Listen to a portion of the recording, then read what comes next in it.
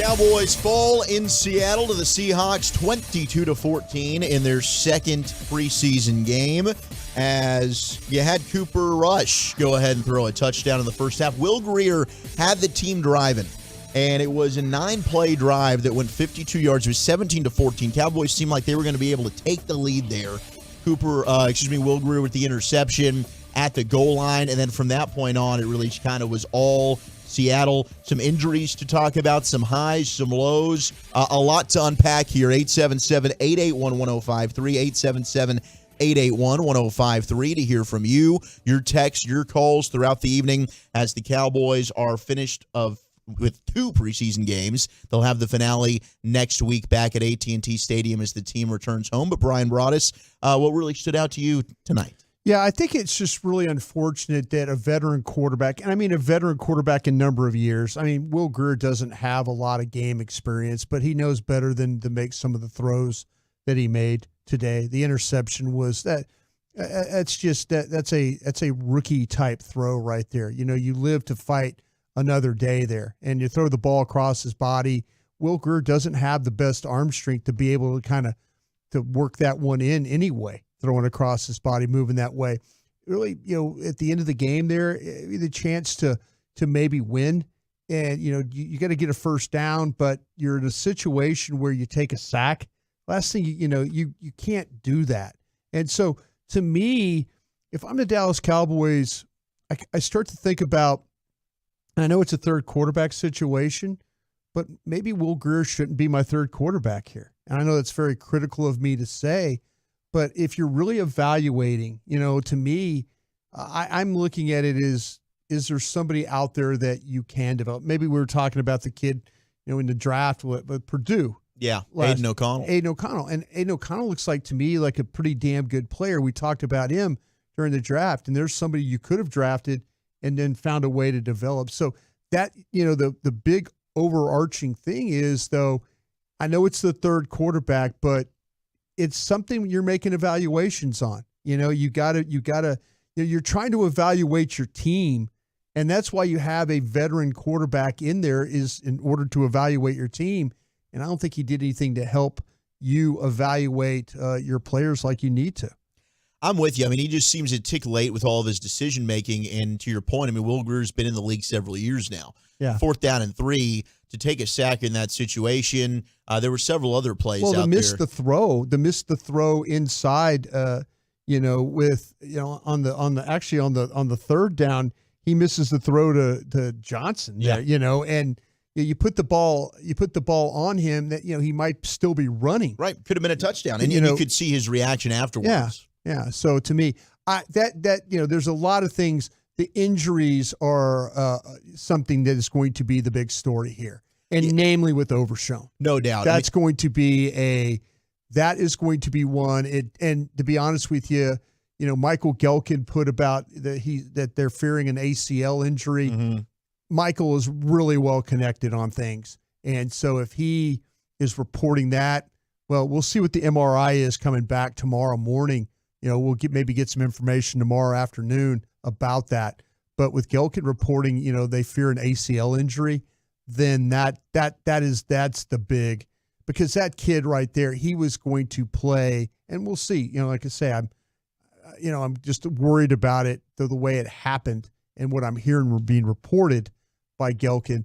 It makes me think that you might not have Overshown this year. And he's a guy that looks like, to me, that he was going to give you the ability to have some flexibility with your defense, even being a rookie player, with Leighton Vander Esch being able to rush and things like that. So now it's going to come on, potentially Damone Clark, who looks like that, he's going to be up to it. But, with Cox and others, Devin Harper. And Harper, yeah, it's just, man, this kid is, this would be a tough blow for them. It really would. I mean, and it's heartbreaking because he came out and was playing really well to start this game, was really picking up where he left off a week ago.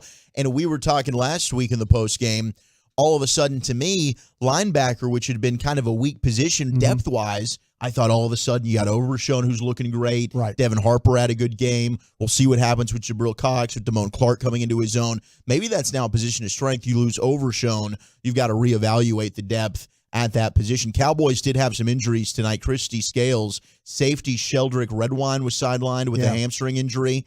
You also had Overshown, who we talked about. They're fearing an ACL. He's going to have an MRI to confirm. We'll get more information tomorrow. Let's Go left with a shoulder injury. Yeah. And then John Stevens, the tight end, who's had an exceptional camp, left with a knee injury. Brian, I'm kind of okay with maybe not ever going to Seattle again in a preseason game. No, and that's the hard thing about these preseason games is that, you got to find a way to get through them. And, we heard early in the game when we were doing the pregame show that maybe that Deuce Vaughn was not going to play very much. I think maybe he played a little bit more than I thought he would, listening to the reports that we had there. But that's the hazards. This is the thing. Myself being a former personnel guy, this is the biggest fear you have. The last thing you always say is, in these games is make sure everybody gets up after every play. And the Cowboys suffered, like I say, you lose Overshown, and maybe, Let's Go was on the sidelines. If if something was serious there, maybe he wouldn't be on the sidelines. You kind of see him standing there, but they're kind of talking about him as being the backup or the swing tackle. So, I know people were asking. I mean, Eric asked me about Jason Peters, possibility, because he was saying he might want to come back. I've talked to people in the organization. They're not really interested in Jason Peters. Now people are asking me on Twitter. They're going, well, Brian, what about now?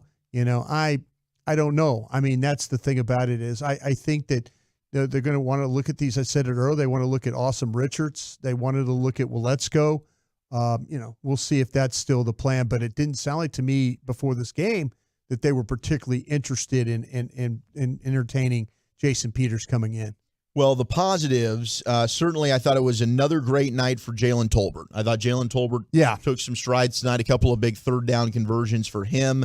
He looked strong in his development. And again, Deuce Vaughn getting into the end zone and doing what he does best. And to me, I think you've seen enough from Deuce Vaughn. I was surprised he came back in after the touchdown run. Yeah, me too. You might get the Turpin type of treatment next week. Last year, I think the third preseason game, Turpin looked like one of the ones, right? He didn't even have to wear the shoulder pads, didn't suit up. I think maybe you're good with Deuce Vaughn. He's going to contribute this year. Yeah, and I'm happy for Tolbert that I feel like that he is really showing up, and he's is that guy that's, the fourth wide receiver. Now you have to figure out what's going on at 5 and 6, or do you have a 5 and 6? I'm sure they're going to find a 5, but the 6, where's that? Do you carry the extra tight ends?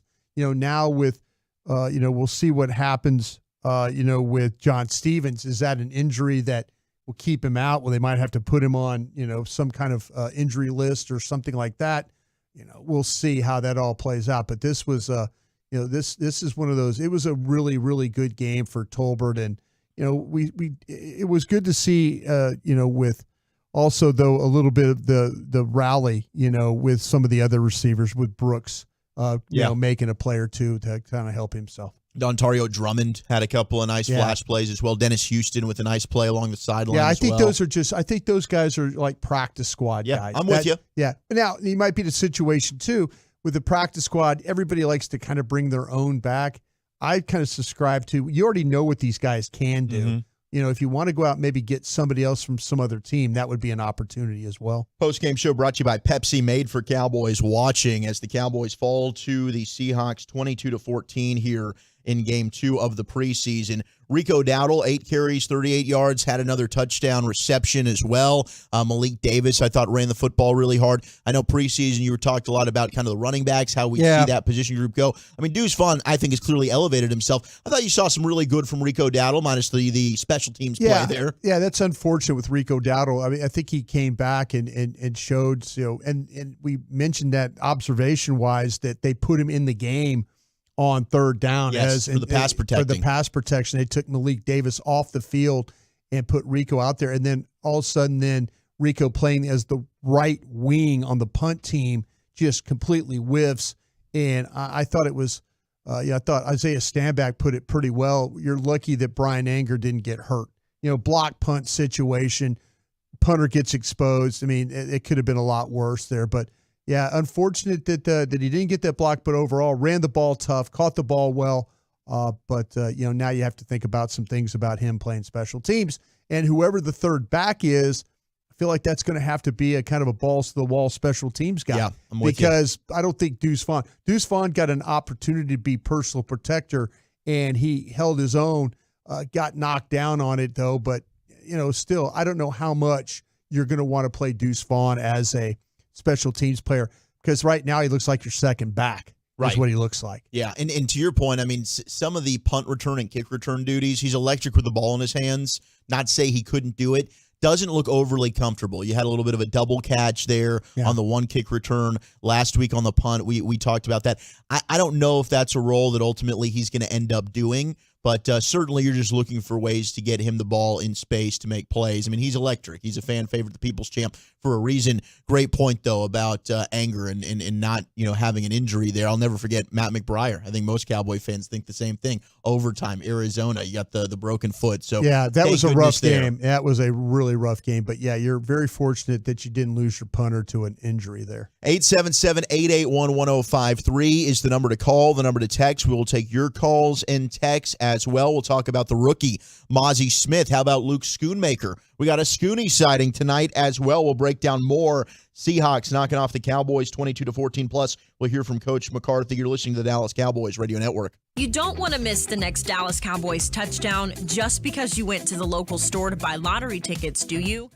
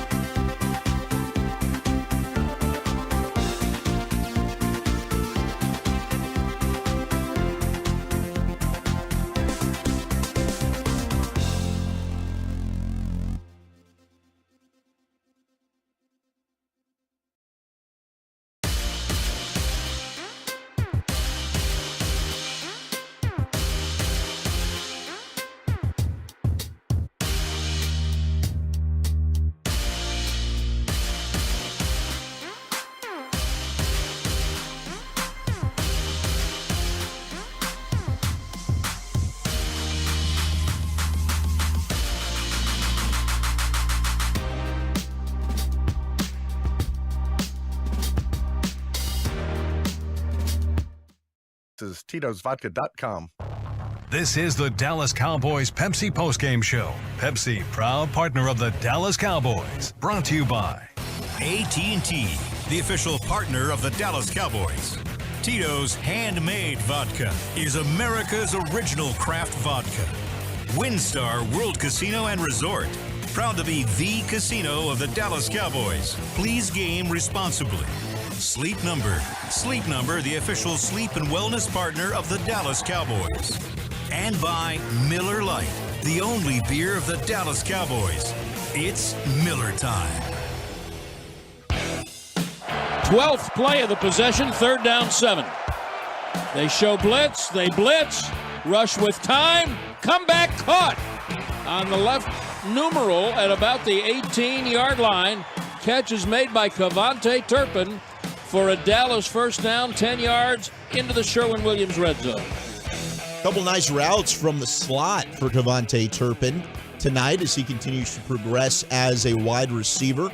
Cowboys want to get him more involved as a weapon.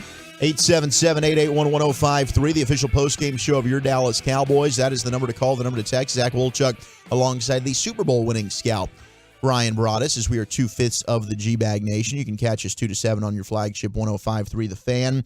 And some updates on some of the Cowboy injuries from what we're hearing. We told you that our buddy Michael Gelkin in the Morning News had tweeted that the fear is that DeMarvion Overshown has torn his left ACL. Now, of course, he's going to have to get an MRI and go further testing when he returns to Dallas tomorrow morning. But we did see our buddy Nick Harris of DallasCowboys.com showed him walking to the tunnel under his own power. Maybe some optimism there. Well, little limp, but yeah, we'll see. I'm surprised if he had, we'll see. If he has a torn ACL, I don't know if they'd want him down there on the field. Maybe they'd have him on crutches or something like that. But he was walking up the tunnel with a limp. Like I say, Gelkin is very well connected on these injury things.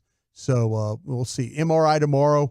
We probably won't hear anything till late in the day before that news even breaks. And then as far as Matt Waletzko goes, our buddy Patrick Walker, Calvin Watkins as well, all sharing that it is a shoulder subluxation. Yeah, that's what I feared. Which you did. You called that off air as we were kind of watching what happened. Now, it is, in fact, not the same shoulder that he suffered the injury last season. It's the opposite shoulder. There you go. They tightened his the one up that he'd had the problems with. So the fact that subluxation is a pop in, pop out situation. So once you do pop in, pop out. Yeah, once you do that, then it kind of becomes something that you have to deal with, or you go in and have surgery and tighten it up. We will hit the phones, of course, brought to you by World Casino and Resort, home to over 8,500 of your favorite electronic games, more than 1,000 table game seats, and 1,400 luxury hotel rooms. It's always a good time at WinStar World Casino and Resort, the casino of the Dallas Cowboys, and the National Medal of Honor Museum. Join the mission at mohmuseum.org. Let's start off with our buddy Scott in Jersey. Scott, how you doing, man? Hey, guys, what's going on? How much, Scott? What's up? Good game tonight. Thank you. Good game tonight. Yeah, what do you got for us, Scotty? Well, what I want to know is, first of all, Cowboys never win preseason games, so that doesn't bother me. But you know what? I was wondering that they were not using Deuce Vaughn a lot tonight. Like, is he a starter? Is he number 2 running back that we have? I mean, when he's in, he's just electric, and everything about him is great. And one other thing, Tolbert, everybody's been talking him up. Boy, he's everything that everybody's talking about right now. I think he is the new Gallup. I'm hoping he's the new Gallup. Yeah, he's your 4th receiver, and Deuce is likely your 2nd back. Yeah, I agree. Yeah, that's what's going to happen. He's going to be Deuce Vaughn he'll be behind Pollard, and hopefully they'll find a way to use him and Pollard both at the same time. We saw him go empty. They widened him out. They got the matchup they wanted. They got a corner on Deuce walking all the way outside, and in the slot, Tolbert had a linebacker. That's the kind of stuff that, maybe it's a preseason, not lining up the right way, but that's the kind of stuff I envision. Yeah, and you even heard Mike McCarthy with Brad Sham earlier in the pregame show talking about Deuce Vaughn, and he wasn't shy about it. He talked about the rest of the league does this too. They do have some new things that they're implementing in the offense. They're not going to show all that stuff. Deuce Vaughn's included in that, right? So it's just more traditional, your run plays with Deuce. And they did put him out there, I thought, more than I even expected. After he got that touchdown, I was like, all right, I think you're good here. Yeah. Take Deuce Vaughn out. They played him quite a bit tonight. Yeah. It didn't really show necessarily in the box score, but Deuce Vaughn got a lot of run. I'd be surprised if you see him out there next week in the final preseason game back home at AT&T Stadium. Did get a question from the 214. Other teams are playing their starting quarterbacks. Do you all think that's going to hurt the Cowboys? Why or why not? No, I don't think so. I go back to the Cowboys working against their defense at training camp. Those practices that they had this week, Tuesday and Wednesday practices, the offense gets a bunch of work. And again, you're trying to work against Micah Parsons and Diggs and Gilmore and all those guys. I mean, the defense is getting good work against the offense. So I don't think it's necessarily important. The problem you're running into is look who the starting offensive line is. Yes. If you guaranteed me that I could play with Tyron Smith, Zach Martin, Biotish,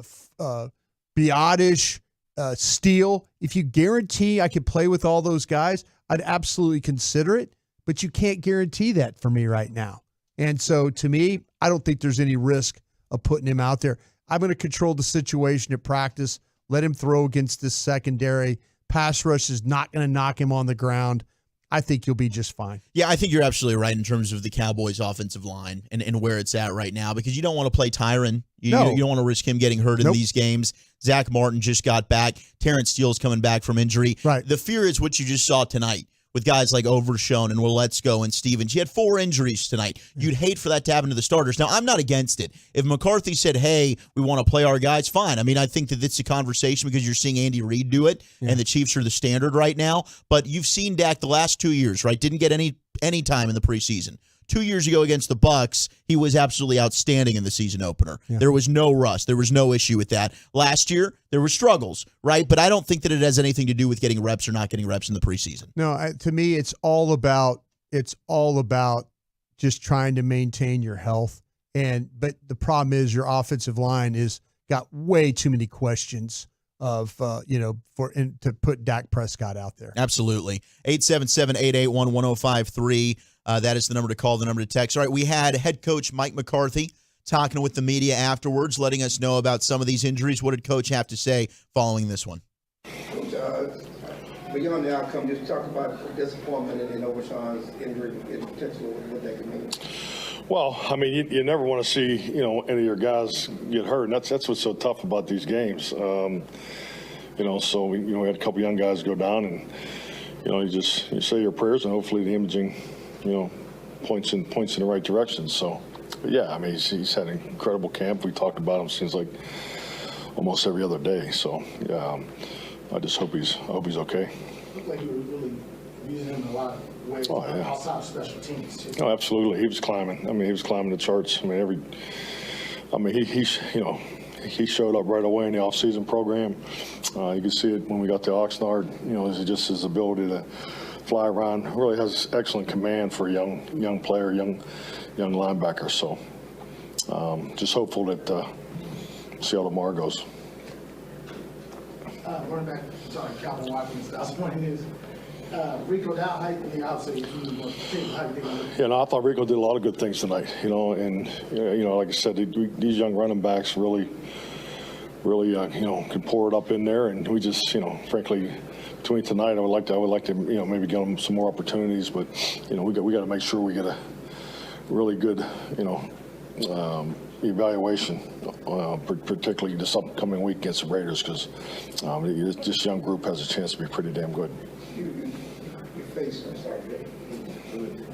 Seattle faced Seattle played Geno Smith the first team. I just wanted to talk about how your defense held up against them, that work you got. Yeah, definitely. I mean, it's similar to what we talked about last week against Jacksonville. I think this is an incredible opportunity for our young players to play against their first guys. And, in the way the game started, I thought that they went out there and did some really good things. Offense had a chance to move the ball down the field and, had the sack on the first series, but put points on the board in the second series. So, I mean, there's always a lot of good football that comes out of these games, and that's definitely the case tonight. I just hope it's not overshadowed with the injuries. Well, let's go. Sorry. Yeah. Patrick Walker, DallasCowboys.com. Well, let's go last season, suffered the subluxation. Sounds like it's a subluxation, but of the opposite shoulder. Yeah. In the event he misses time, who would you like to see step up as far as forward? Yeah, I'm not there right now. I'm saying my prayers to make sure these images go right. So, but yeah, I think the young lineman, if there is a position that's been given a tremendous amount of opportunity this camp, it's definitely been our young offensive linemen. So they'll have a full week and an opportunity against the Raiders to step up. You always talk about second-year jump for guys like Jam. I think continues to show that. Yeah, absolutely. Yeah, I mean, just the confidence. Number one is, it just jumps off the field. He's, and I think that's, really is attributed to his hard work. He's had a heck of an off season, and he's catching in on opportunities. He's going up, he's making plays. I like the instinctive plays. The scramble plays, the extended plays. So I just think it shows you, how much he's grown, and he's on the same page as the quarterbacks. So I thought he had a nice night. Sam Williams had a sack. There are two touchdowns the first half because of the defensive penalty. Just talk about the 1 year time of penalty in the Sam Williams. Yeah, Sam's. I saw the replay on Sam's. I didn't get the communication on Wanya's was that's just not clear. Right now. Exactly everything that went on there, but Sam's a tough one. I mean, I don't know what you tell him there. He's, he's coming around the corner, and he's tackles hanging on him. So I mean, that's just playing football. I think the I don't want to use the word violence of it, but I think the action of it, is something that probably played into it. But seeing on the replay, what do you tell Sam there? I'm just saying, he had 3 last year. I don't know if it's something that he has to be conscious of. Yeah, no, that's an excellent point. Obviously, he's definitely conscious of it. But yeah, I don't see that. I think Sam is definitely has already taken that jump. He took a big jump for us at the end of last year. So, I thought Sam did a lot of good things tonight from what I saw. Coach, Luke Schoonmaker, 2 catches, 2 first downs. What do you see from him in his return? Just growing. He missed a lot of time. He missed a lot of time early, and he's done a nice job with his opportunities. Football comes natural to him. I mean, you can see he's high in instinct and awareness, but it's good to see him get into the flow of the offense.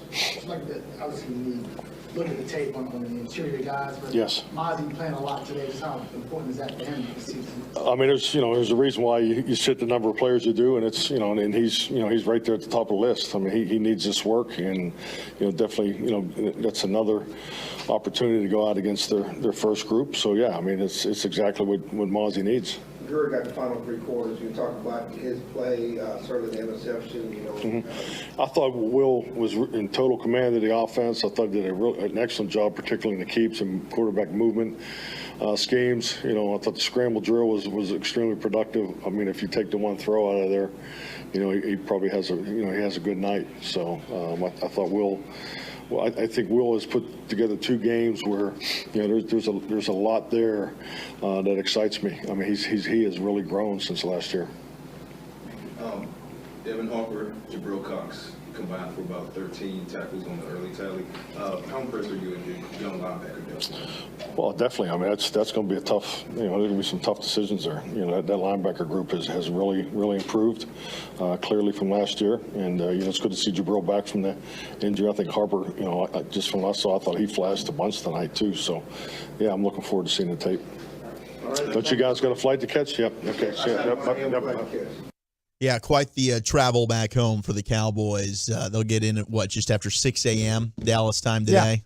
Yeah. That's a tough one. Man, I didn't see the quarterbacks the same way I do, I guess. No, yeah. I think regression. I don't see the improvement from Will Greer. And look, we're being critical, but that's what our eyes are telling us right now. You know what? It's about evaluation, and you're trying to evaluate I understand what you're saying about Will Greer. I get it. He's your 3rd quarterback.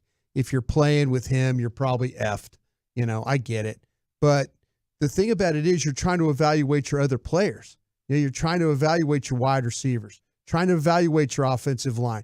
If you hold the ball and take last week, Awesome Richards, got gave up a sack Yep. because he held the ball. What did we see tonight? Holding the ball. I think Mike is being nice about it, and maybe he likes Will Grier and all that. But me personally, I'm trying to evaluate my team, man. You didn't help me. You didn't help me evaluate my young players, in that fourth quarter of that game. I'm in total agreement that the decision making is just not quite where it should be. No. With how long he's been in the league. Probably why he's third quarterback. Yeah, no doubt. But hey, now with the new rules, you're having that guy suit up every week. There's a chance that maybe he plays. No, absolutely. And I thought there was a lot more to Will Grier. The problem I see with Will Grier is he tends to not make quick decisions. Mm-hmm. And then the one decisions when he feels like, okay, well, I could just wing the ball over here in the middle of the field and nothing would happen. It was unfortunate. But yeah, hey, Mike, I'm doing radio and they're picking players and finding players and coaching players. If he feels that way about Grier, then like I say, I feel sorry for the other guys they were trying to evaluate tonight. Yeah, no doubt. And we got some more information there on the injuries. John Stevens is also going to have an MRI on his left knee, which will happen, of course, when the team gets back home to Dallas early in the morning, along with DeMarvion Overshown. So we'll keep updating that situation. Mike McCarthy talking about Sam Williams. I thought Sam Williams was pretty darn good tonight, minus the one penalty, a roughing the passer call. He went low. That's a call they're always going to make. They're going to make that call. Yeah, they're going to make that call every single time that you go low. And Mike's not wrong. The tackle is draped on his back. You're making a low shoulder run, but you got to keep your feet if you can. You got to keep, when you dip that left shoulder and you get underneath, you got to run. You got to keep your balance so you don't go down. But, man, it could have gone either way. There could have been an offensive holding call there. Absolutely. The tackle could have got called for holding, but they got him, when you lunge like that into the quarterback's legs going low, they're going to call that on you. Now, I do want to talk about Mozzie. I want to talk about Schoonmaker. We'll take more of your calls and texts. Adrian, I see you. You're waiting patiently. We'll get to you. Don't you worry. 877-881-1053. We'll talk about the top 2-round picks. Dallas Cowboys football will continue in a moment. Buffalo Wild Wings will be hosting a weekly Football Feast live radio show with 105.3 The Fans, KNC.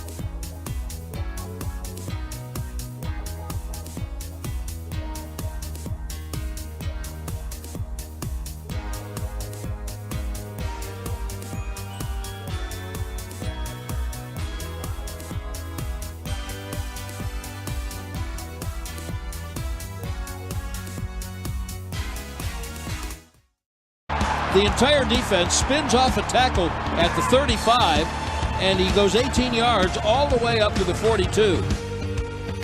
Malik Davis getting some run tonight as the running backs. Malik Davis, Rico Dowdle, Deuce Vaughn continuing to be electric with another touchdown run.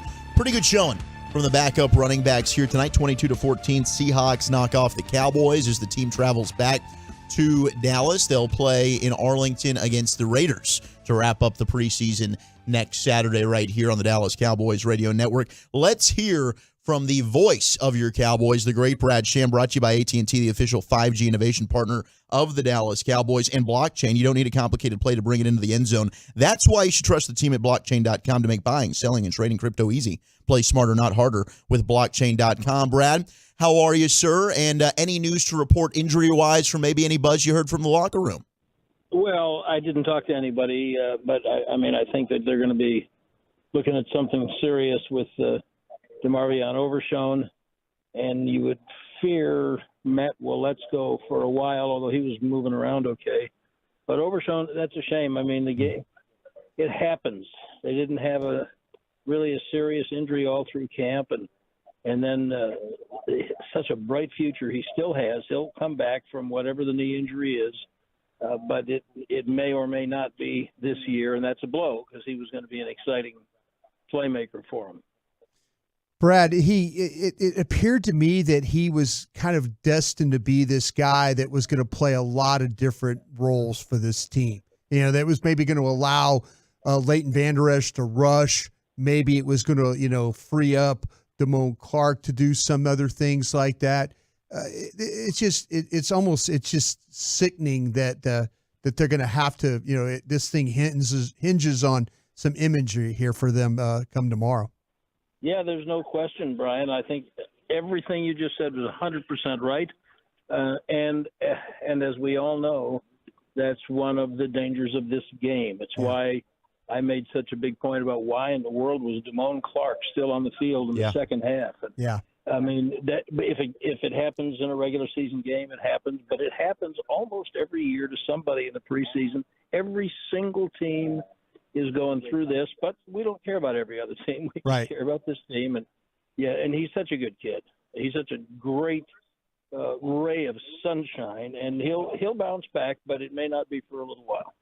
Brad, if I could focus on the running back situation, we've seen them all kind of have nice games, but was tonight the night that you kind of felt like that Deuce Vaughn is really your number 2 running back going forward? No. I think it's Dowdle. Okay. I think Vaughn is I think they have a plan for him. McCarthy said it in the pregame show. Sure. They have a plan for him. I don't think it is as a conventional number 2 running back. And I thought that Dowdle, I kind of expected Dowdle would start tonight because I thought he, except for the fumble, was more explosive last week. And last week I thought Malik Davis was a little more average. I thought Davis was better tonight, but so was Dowdle. And Dowdle might be a little better in pass protection. Now he's still going to make a mistake, like on the safety, which turned out to be a big play. Yes. But so that's something they're going to have to watch. But I think if you're asking yourself, who are they going to give the ball to on 3rd and 1? And maybe it's Pollard. But if not, are you giving it to Vaughn on 3rd and 1? Are you giving it to Davis? Or are you giving it to Dowdle? My guess is that right now they would lean toward Dowdle. I think Vaughn's going to have a very big role to play, Brian, but I don't think it is as the backup, the number 2 running back. Now, if something, heaven forbid, happened to Pollard, Vaughn then might very well be the guy who stepped in to a bigger role, but it's semantics maybe, but to me that does not make him the number 2. Jalen Tolbert really with another brilliant game tonight, standing out again. What'd you think of him, and then maybe some other wide receivers or skill players that caught your eye? Sure. I mean, you're right. Tolbert was terrific, and I think he has locked up the number 4 receiver spot. I think that they are unafraid to use him in just about any role. His growth is clear and tangible. Thought it was significant that Brooks got the start tonight after having a game in which last week in which he clearly was hurrying through his routes. He was not comfortable with the speed of the game, but then he came back and had a strong week of practice. So they basically were saying, okay, let's see what you've learned. And I thought that he did well with that. And so, now you're down to how many? I don't know if Simi Fehoko helped himself very much tonight. Right. And so Turpin's the other one. And now the question is going to be how many as to whether Turpin can squeeze his way in. Brad, again, another thing with an MRI on John Stevens.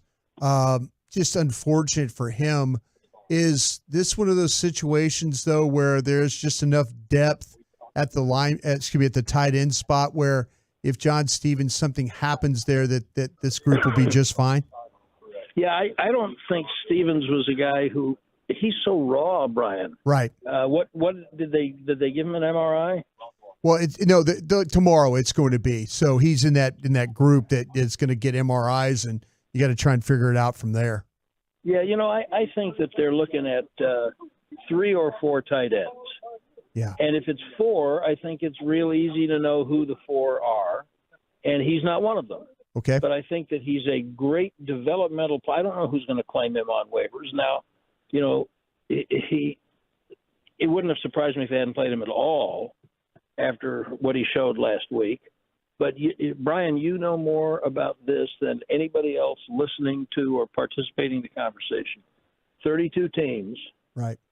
are going to cut from 90 players on the same day. They are. Yep, you're right about that. Yeah. And there are players who, if you'd had staggered cuts, you might have run a greater risk of losing a guy. But now I think that unless he's just really been a standout, I think that you have a better chance of holding on to a guy. To me, he looks like a practice squad player. He looks like a guy you really want to have practicing every day because he's just so raw. And then the next year you might have a playmaking kind of a player. So now, if he's got something, if the MRI comes back bad, then you could put him on IR. You'd hate to do that now because then he can't practice all year long. So they'll figure that out. But to me, he's no better than the 5th in probably a 4-horse race. Talking with the voice of the Cowboys, Brad Sham, here on the official postgame show.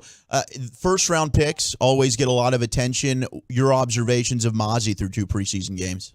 Yeah, I would have to for tonight. I have no idea. I know he was still in the field in the 4th quarter. Yeah, and this is why there's tape. This is why we go back and watch tape, and he will learn and grow all the time. I don't think that there's an onus on him to step into a starting role. I think Hankins and Odigizua are going to be the starting tackles, and then it's either Gallimore or Bohanna, and then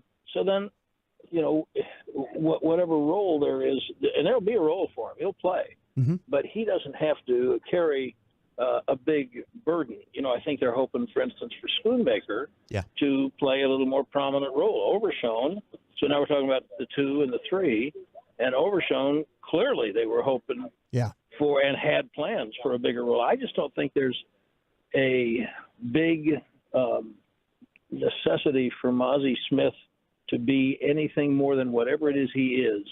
He's surrounded by smart players who will teach him, and he's got some good coaches who will get him up to speed. And in the meantime, he'll help. And, I know I said this last week, but I hearken back to my conversation with my friend who, when they drafted him, said, I just wanted an impact player. And I said, well, as somebody whose name you're going to call every week a bunch of times. And I said, well, what if he's an impact player and I never call his name? And that's exactly what Mozzie Smith can be. And so, ask me again next week because I'll watch tomorrow or Monday. I'll watch the tape of this and see what I thought. Brad, do you think Mozzie, just because of the position he plays, that people are expecting an Aaron Donald type player when that's not what he is at all. I mean, and I know I compared him to a Hall of Fame player, but is it that we just don't understand the one technique or the nose tackle position that we're expecting absolute greatness from that spot, and it might not be greatness? 100%. Not only that, he can be perfect at it, and people still wouldn't know what they were looking at. Yeah. I don't know what I'm looking at sometimes at it myself. Yeah. And you've been doing it most of your life. Yeah. I mean, if this guy is doing what he's supposed to do, he's going to tie up two blockers and let a linebacker run make a play. Yeah. Right? Right. Well, so most fans want to look at it and say, well, I didn't see him do anything. Yeah. Well, I'm sure you didn't, but that's because you don't know what to look for.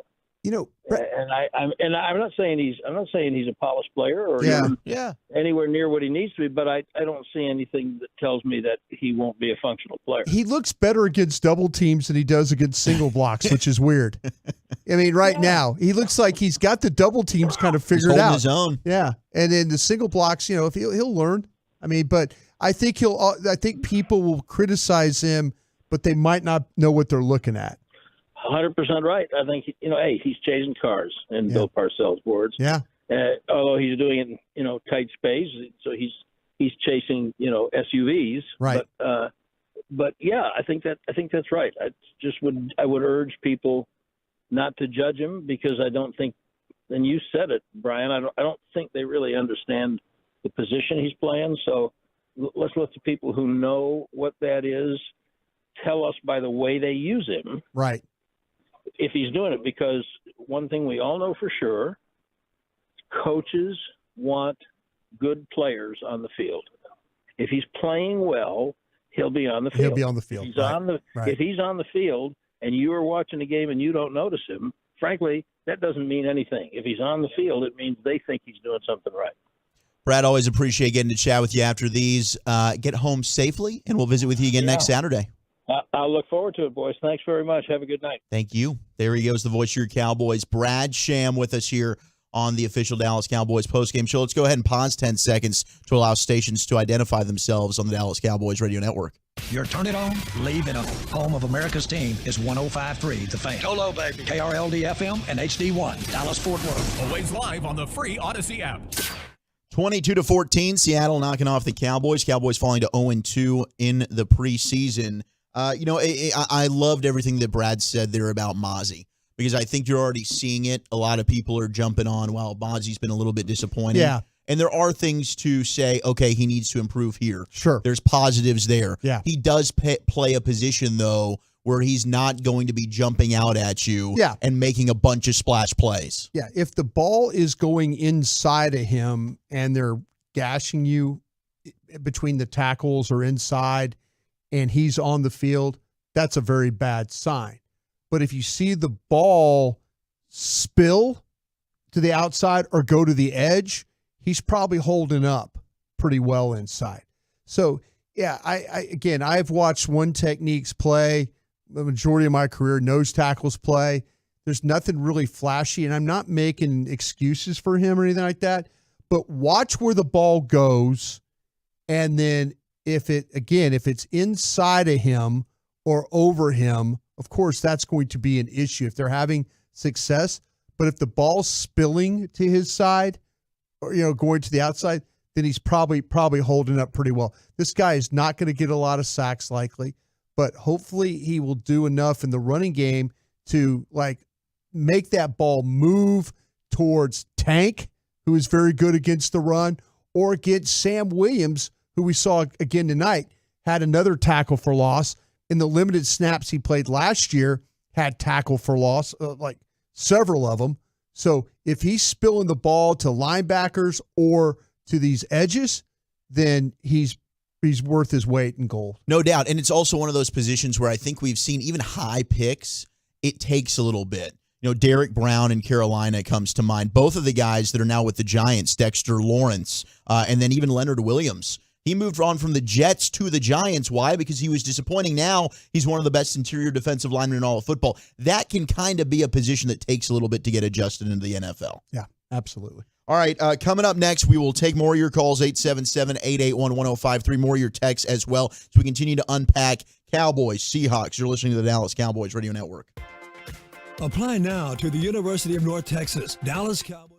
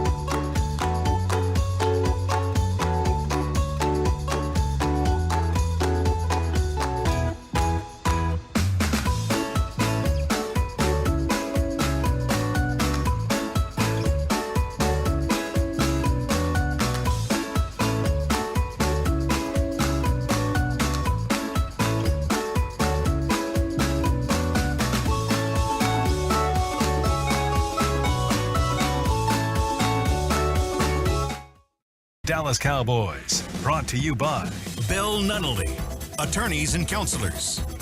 Goody Goody, your store for discovering fine wine, craft beer, and premium spirits. Find a store at goodygoody.com. Pepsi Zero Sugar, made for Cowboys watching. Texaco, fill up on what fuels you. Texaco with Techron, driving performance. And by Ford, your Texas Ford dealers. Ford is the best in Texas. At the Dallas 25, Rush in the gun. They're showing a blitz from his right. They send 4 with a stunt. Rush is going deep, 1-for-1, right side. Great stop route. Tolbert caught it up at the 42-yard line, and there's a flag. So a big catch early for Tolbert, and Cooper Rush trusted him to win the battle one-on-one. Gorgeous play there from Jalen Tolbert, 35 yards on third down, backtracking to the football, fighting through contact, able to make the play. I thought Jalen Tolbert stood out big time tonight. He's been doing it throughout camp. Certainly a disappointing rookie season. He's the first to tell you that. But it seems like we're seeing the guy that we saw when we scouted him at South Alabama. A lot of confidence, a lot more swagger, and attacking the football in the air. Jalen Tolbert converting a couple of third downs tonight. That is our What a Play of the Game, brought to you by WinStar as the casino of the Dallas Cowboys. WinStar knows what it means to be a star. With over 10,000 of your favorite electronic games, the all-new 2-story WinStar Spa cascades their luxury pool complex. WinStar really is the place to feel like a star. Please game responsibly. And AT&T, the official 5G innovation partner of the Dallas Cowboys. As Jalen Tolbert, big game tonight. 4 catches, 66 yards on 6 targets, as he's really a lockdown wide receiver for him. We've talked about that, Brian. But finally, I think a lot of people were writing off Jalen Tolbert after a disappointing rookie year.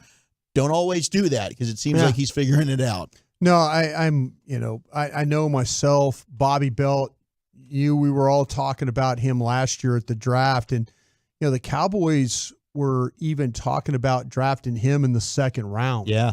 And then Jerry Jones stepped in and said, no, we're going to take Sam Williams here. And then they were fortunate enough that their pick came back around and Tolbert was there. He just looks like a completely different player when it comes to confidence. His ability to separate, his ability to finish.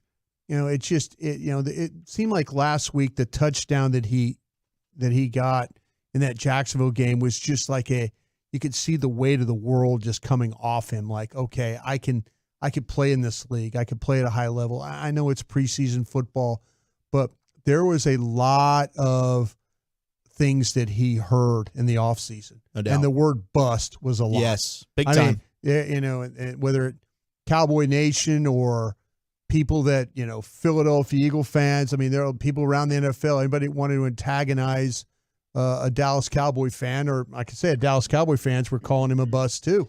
So yeah, it's nice to see him play with some confidence and be the type of player, or show the traits of the type of player that we thought we saw there again at South Alabama. And we've just been so spoiled by all these sensational rookie wide receivers that have just come into the league and they've hit the ground running. They figured it all out. They have. They figured it out. Justin Jefferson, Jamar Chase. You name it.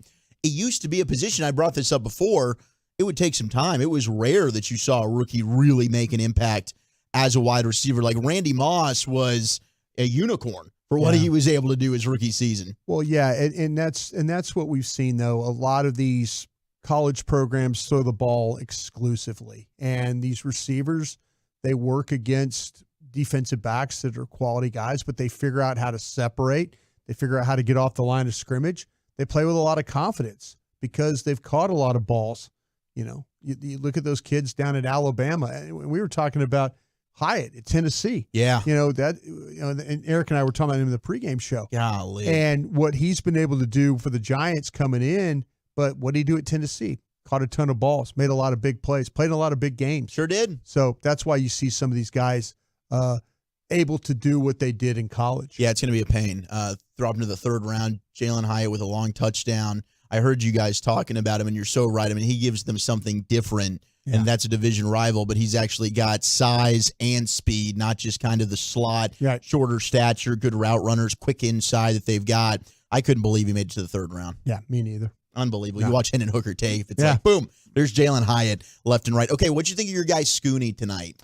Yeah, and I was mainly with Scooney. I felt like and I've said this before, that Michigan is one of those programs that maybe didn't highlight his ability to get open and be able to finish like he does. There were a couple of times where he was the backside of a block and didn't get his head across. And where, fortunately the back was able to get to the hole and through the hole.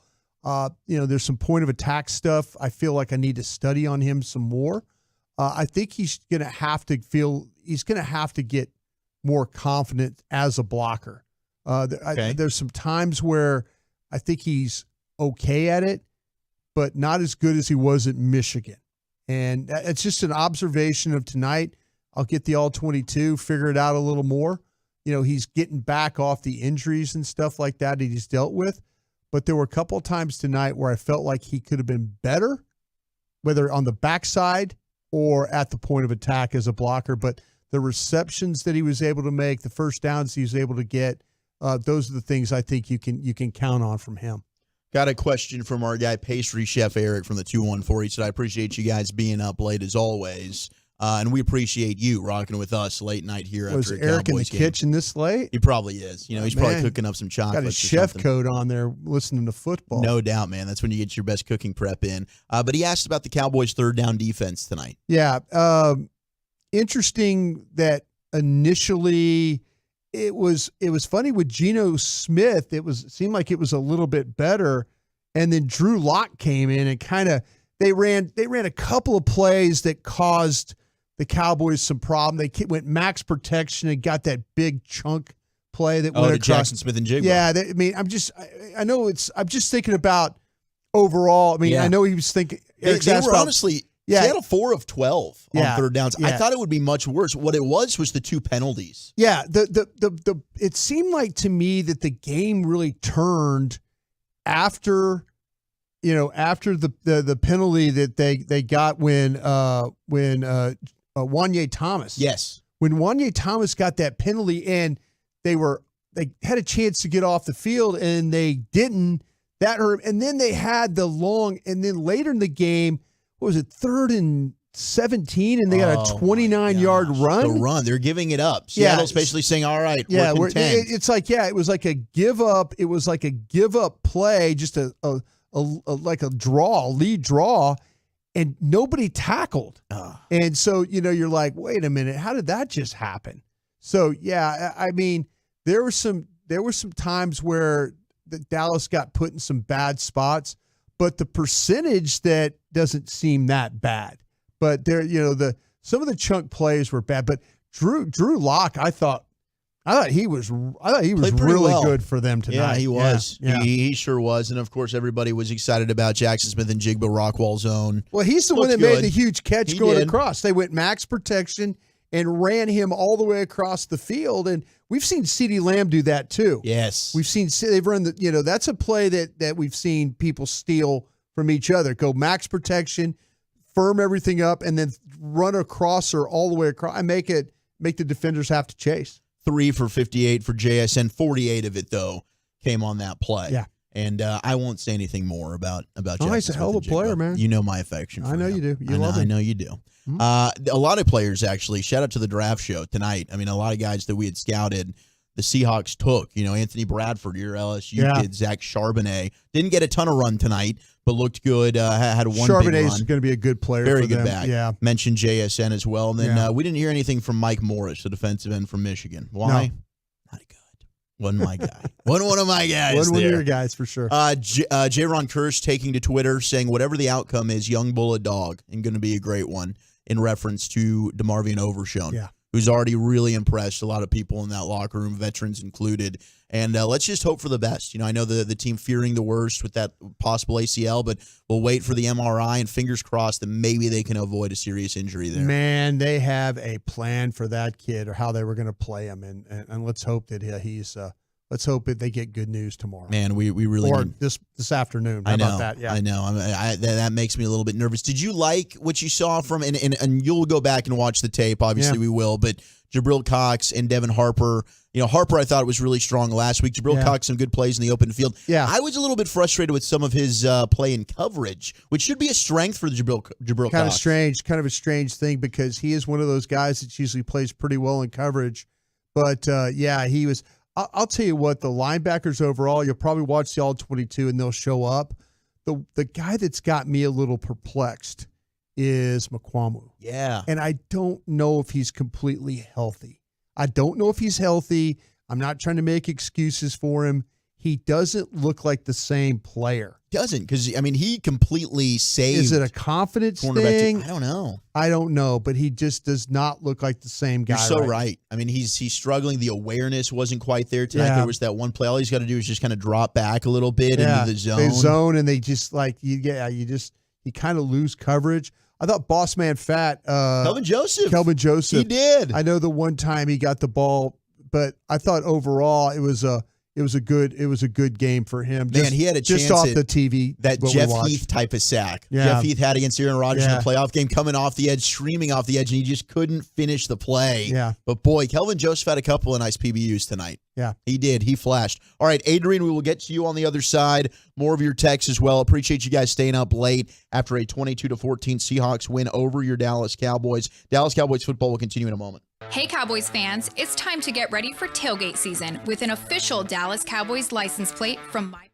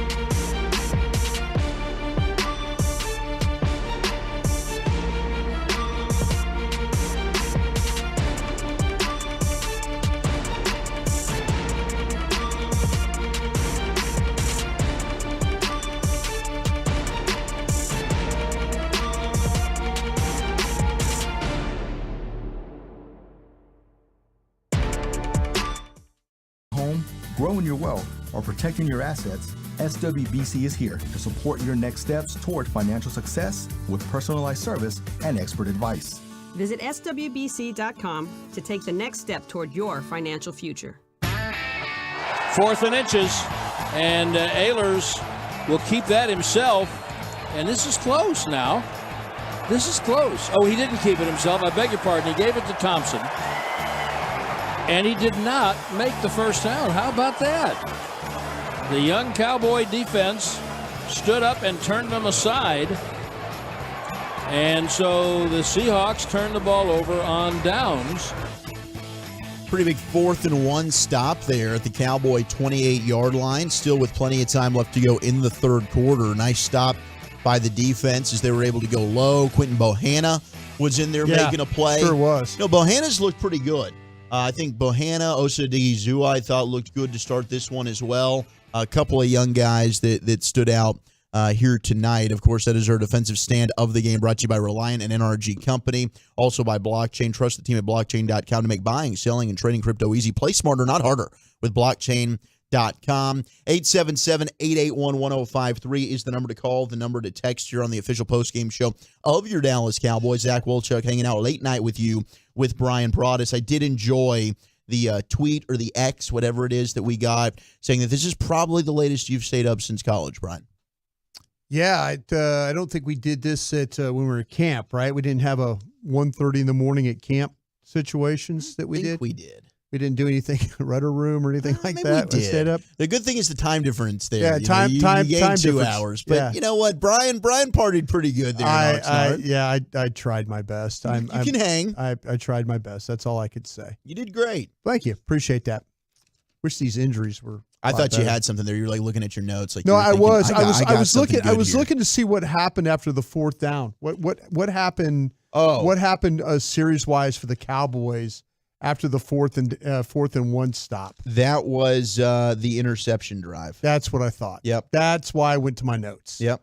Because there you are. You get the stop. You drive the ball, and then you give it right back. You had a chance to do something good there, and you did. You had a chance to go take the lead, and you weren't able to cash in. All right, our buddy Adrian's been waiting very patiently. That. Adrian in Albuquerque, what's going on, my man? Appreciate you staying up late with us tonight. Hey, guys.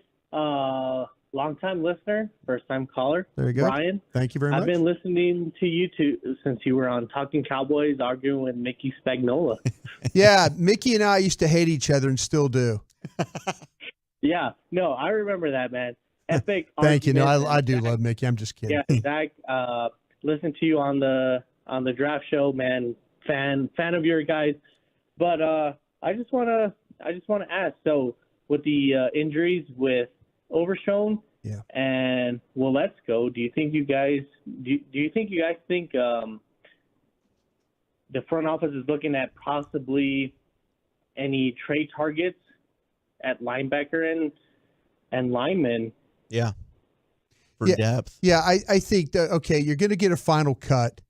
You're going to be way down in the order of claiming because it goes back to basically the draft. It goes back to the order reverts back. So through the first 4 weeks of the season. You'll be at what? Waiver claim 28? Yeah, right around 26, 27, 28. Yeah, somewhere right around there. I think that you're in a possibility where you'll look at maybe trading. You got to figure out what surplus you have.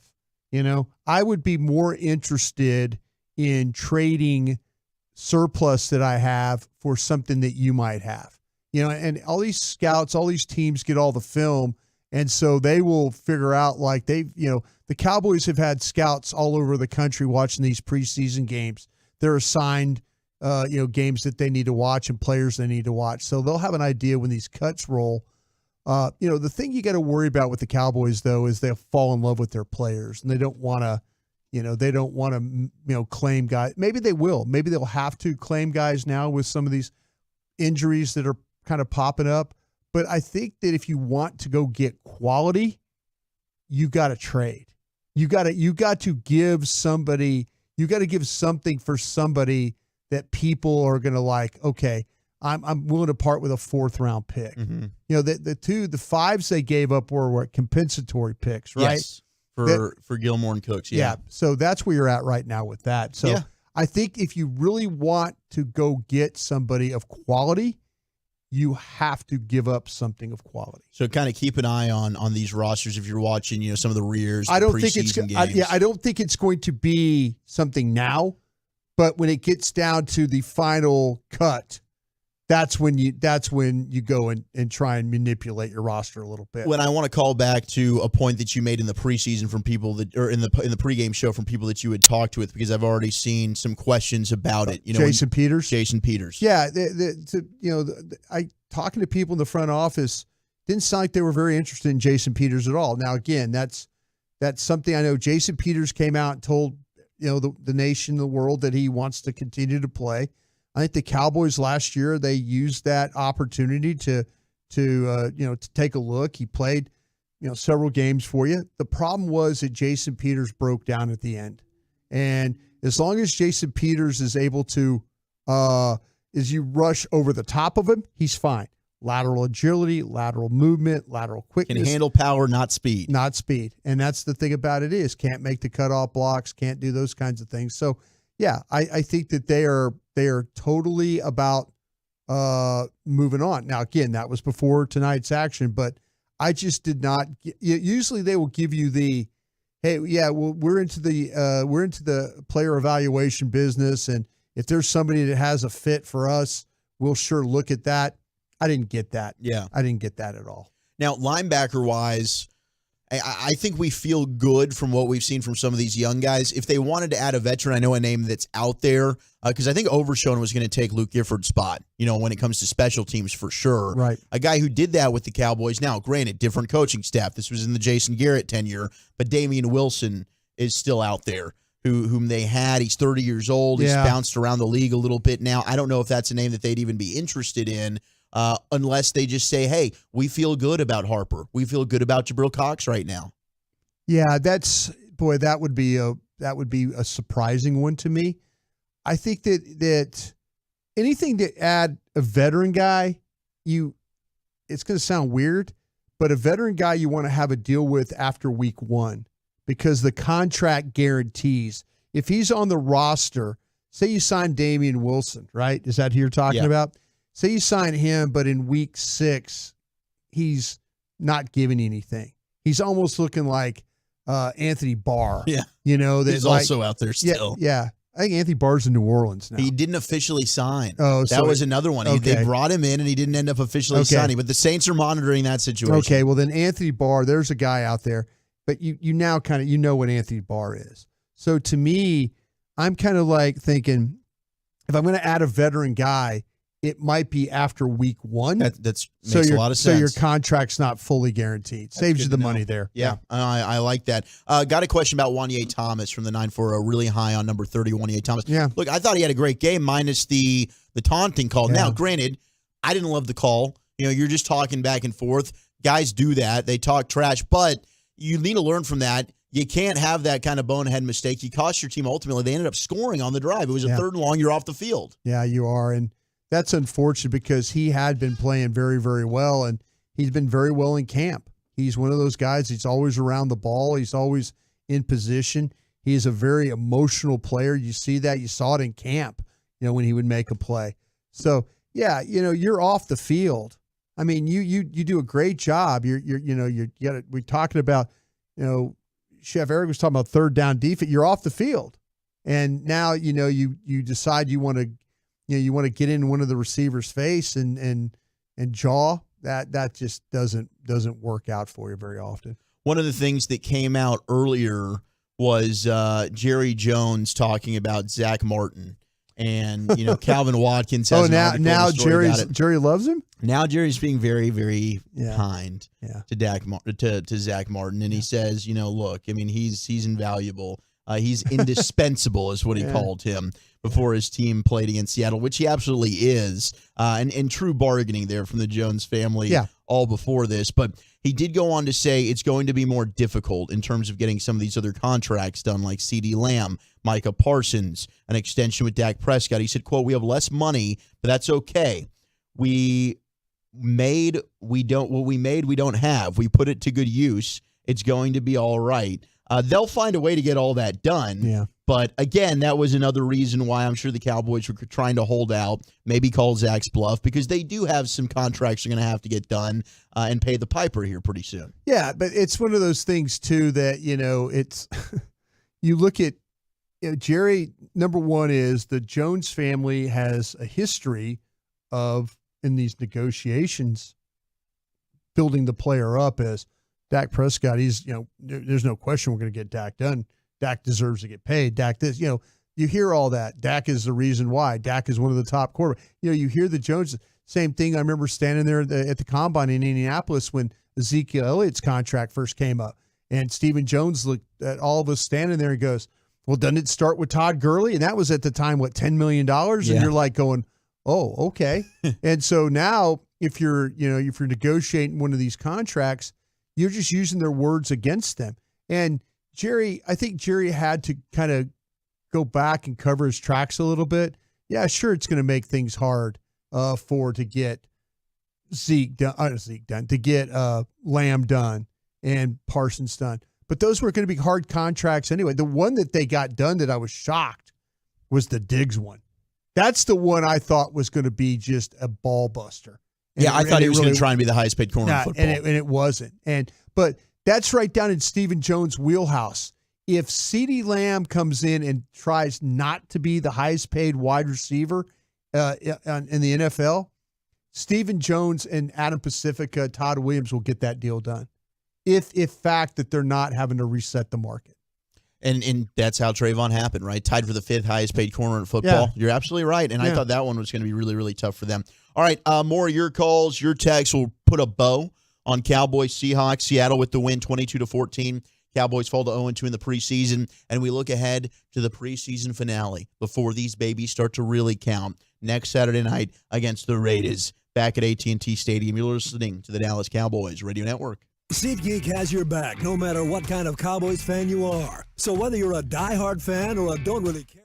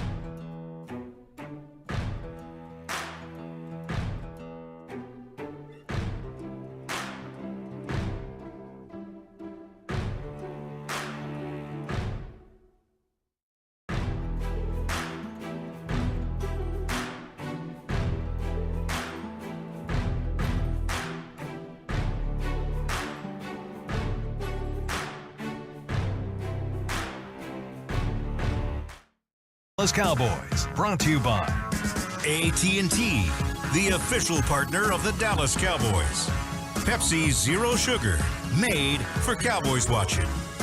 Blockchain.com, make your crypto play today. Jigsaw Dating, proud dating partner of the Dallas Cowboys. And by Miller Lite, the only beer of the Dallas Cowboys. It's Miller time. Second and goal at the 6. 2 wide receivers and a tight end on the right. 3 wide receivers right now. Tolbert motion left. Sets up there. Turpin in the slot. Snap to Rush. Into the left flat. Dowdle to the goal line. That's a touchdown.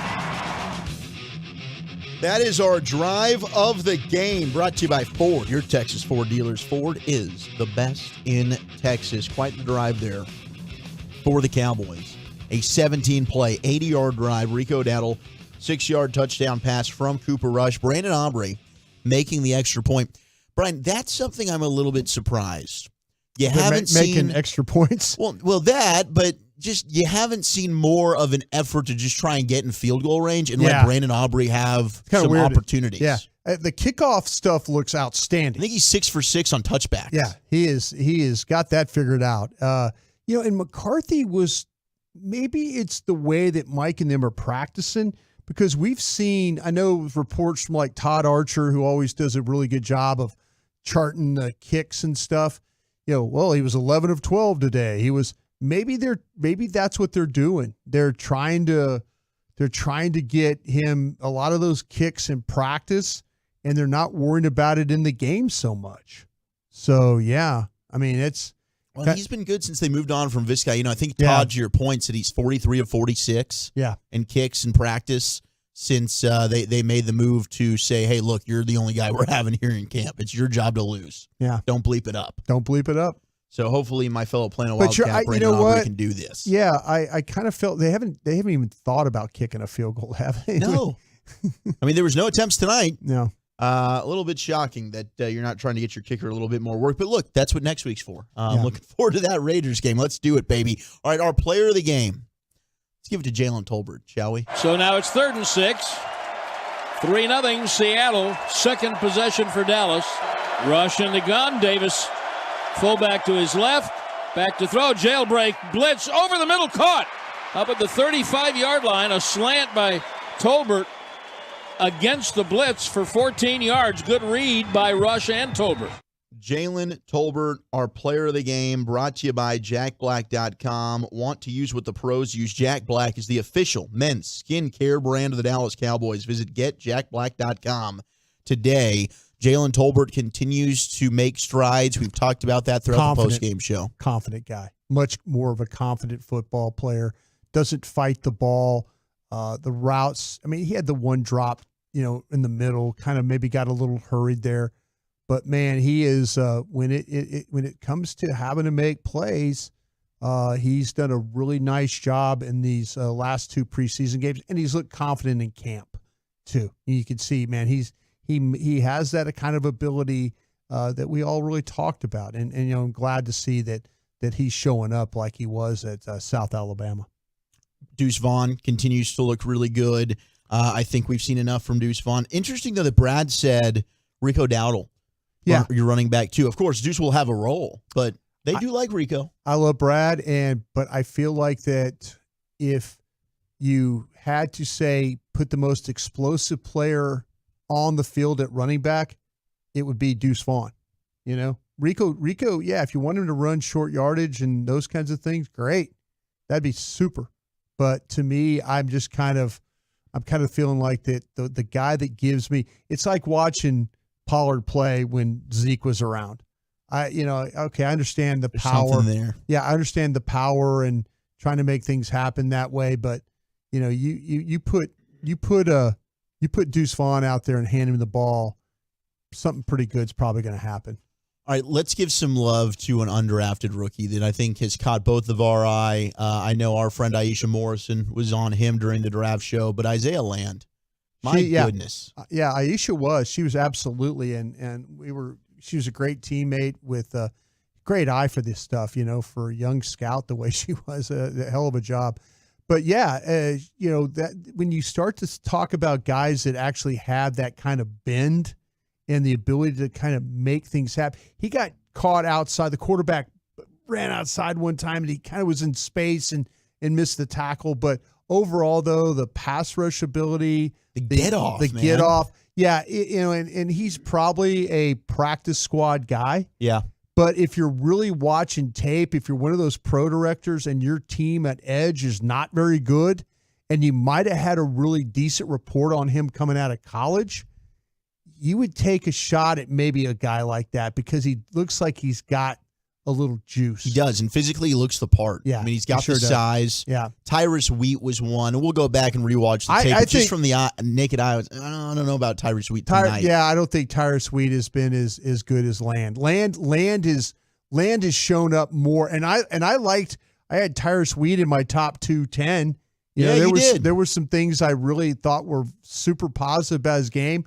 I just have not seen it like I've seen Lamb. Kind of getting caught up field. Yeah. Look, Land's, he made that one play in the run game. He just blew the play completely up. Did a good job. Allowed support. I think it was Wanye Thomas who actually came in and made the tackle. But he really has flashed. He's been really, really good. So now from the team perspective, as you put a bow on the Seahawks game, you're looking ahead to next week.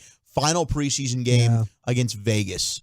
Is this one where the guys that you think you've pretty much solidified roster spots, you're probably not dressing? I mean, how do you go about this as a pro guy? Yeah, this is it's the same. The consistency is, guys like Matt Farniak and others are going to probably play the whole darn game. A lot of Josh Ball, a lot Brock of Josh Hoffman. Ball, Brock Hoffman. I mean, these guys are getting a ton of work, and you'll probably play it the same way on defense. Mozzie Smith will be out there playing, and some others, Wanye Thomas, out there playing. So there used to be a time where you had to make that cut, and then all of a sudden you were trying to find a way to get 75 guys, and with 40 of them not playing in the game and figure out how to play. And you had to be careful of how you cut your roster. Well, now with your full complement, but, man, you've got some guys that are banged up that you've lost along the way too. So, we'll see how it all plays out, but I expect to see similar what we saw tonight with the way the rotation of some of these players. We did get a question from the all Will Greer playing quarterback. Oh, you don't even see Cooper Rush. Maybe not. Yeah. I wouldn't put my second quarterback out there. Have you heard any updates about Jordan Lewis? We got a question about that. Yeah, I have, and it was him and Dorrance Armstrong, and I asked somebody in the front office about that this morning. Because a guy on Twitter asked me the question. I'm Greg. I forgot Greg's last name, but he asked Greg on Twitter asked me about Jordan Lewis, and I said any updates? And I'm the front office guy, and he says we're still working there, still working on the chords and stuff like that. So nothing new with Jordan Lewis, nothing new with Dorrance Armstrong either.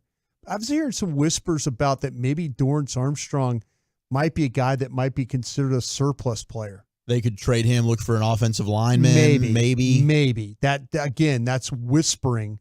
That's people are talking about right now. So we'll see what happens. But they might be keeping him on kind of some bubble wrap stuff with him, with the thought of maybe moving on. I don't think he's particularly happy with his contract or where he is right now. With that whole thing. Okay. So yeah.